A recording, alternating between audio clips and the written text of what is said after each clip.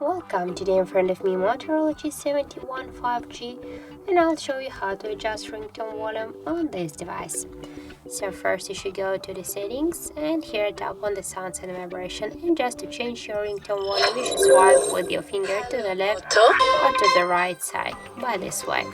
And also we got the second way how we can do that. You can just use your volume buttons here on the right side of your device. Just press one or up or down volume button and tap here to the settings icon, and by the same way you can just swipe this dot to the left or to the right and then tap here to down to save all the changes.